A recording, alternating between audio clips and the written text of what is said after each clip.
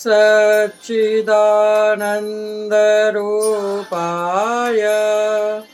विश्वोपत्यादिहेतवे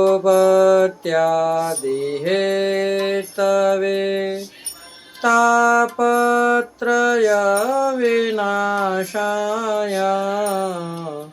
श्रीकृष्णाय वयं नमः। जय श्री कृष्ण, राधे राधे, जय श्री वल्लभ प्रियजनों। दास का प्रणाम स्वीकार करें। तो दास उपस्थित है आज आपके सामने पुष्टि प्रश्नोत्तरी लेकर। पुष्टि गोष्ठी की पुष्टि प्रश्नोत्तरी में अब सिर्फ 2-3 दिन के ही प्रश्नोत्तरी शेष रही है, अब ये समाप्त होने वाली है। पुष्टि प्रश्नोत्तरी के बाद हम आपको प्रति वर्ष, एक वर्ष में कुल 64 बड़े उत्सव आते हैं, 64। कौन कौन सी तिथि को आते हैं तो हम अभी आपको नेक्स्ट पार्ट में वो बताएंगे। तो पुष्टि प्रश्नोत्तरी प्रारंभ करने से पहले दास आपसे 2 हाथ जोड़कर निवेदन करना चाहेगा प्रियजनों कि इस चैनल को इतना शेयर करिए कि हर किसी के पास, अरे आप अन्यत्र औरों को भी तो इतना सब्सक्राइब करके रखते हैं, तो क्या हम इस लायक नहीं हैं? क्या हम ठाकुर जी के, आपके लिए इतने ठाकुर जी के सुंदर सुंदर नित्य के ऐसे सुंदर सुंदर मधुर वचनामृत लेकर आते हैं, क्या पसंद नहीं आपको? 934 के 934 ही कितने दिनों हो गए रुके ही हुए हैं। कृपया કરીને बढ़ाइए, अब दास का निवेदन स्वीकार करिए। तो शुरू करते हैं आज की पुष्टि प्रश्नोत्तरी का पहला प्रश्न कि सेवा में अनवसर में कैसी भावना करनी चाहिए।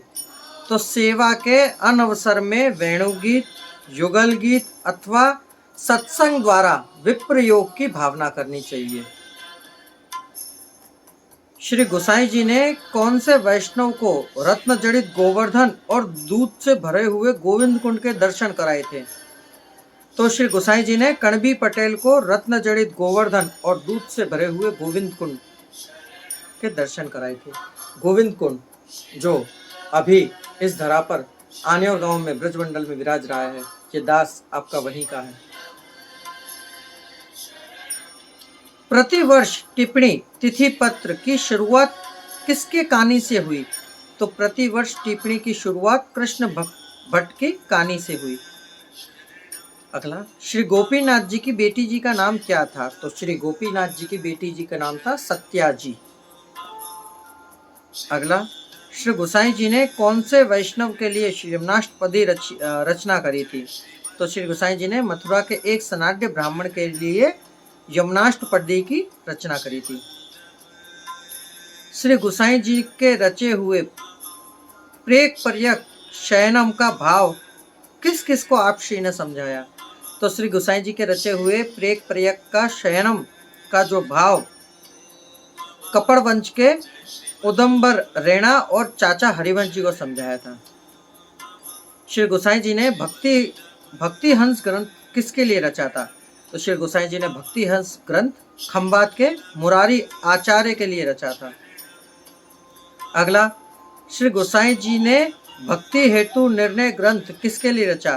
तो खंबात के मुरारी आचार्य के लिए श्री गोसाई जी ने भक्ति हंस ग्रंथ समझाते हुए और श्री गोसाई जी की भक्ति हेतु निर्णय ग्रंथ रचा। अगला और अंतिम प्रश्न, कहते हैं पुष्प व्रज भक्तों का स्वरूप है, फिर भी ये सुई में क्यों पिरोए जाते हैं? कहते हैं जो सुई है, हम जब फूल माला ठाकुर जी के लिए बनाते हैं तो जो सुई है वह सुई सूची का काम करती है। व्रज भक्त के चित्त में भगवत संबंध की सूचना करते हैं। व्रज भक्त प्रभु के पास ले जाकर, और पुष्प व्रज भक्त स्वरूप होते हैं, इसलिए सुई में पिरोए जाते हैं। क्यों? कि जैसे कई जगह ऐसा देखा है हमने कि ठाकुर जी को जैसे फूल माला धराते हैं, यदि फूल माला नहीं है तो हम वो फूलों को ठाकुर जी के चरणारविंद में समर्पित करते हैं। कई घरों में समर्पित होते हैं और कई घरों में नहीं होते हैं। तो हर घर की अलग अलग विशेषताएं हैं। किस घर की कैसे, आप किस घर के वैष्णव हैं ये आपको देखना है कि वहाँ ठाकुर जी को, हमारे घर में तो फूल नहीं आते हैं, हम आपको बताएं, क्योंकि हमारे यहाँ ठाकुर जी को फूल नहीं धराए जाते हैं, ठाकुर जी को श्रीअंग पर माला जी धराते हैं। तो प्रियजनों, ये थी आज की पुष्टि प्रश्नोत्तरी। सुनकर यदि आपको आनंद की अनुभूति हुई हो तो इसे शेयर अवश्य करिएगा। बस इतनी विनंती स्वीकार कर लीजिए। अब आज्ञा दीजिए। जय श्री कृष्णा, राधे राधे, जय श्री वल्लभ।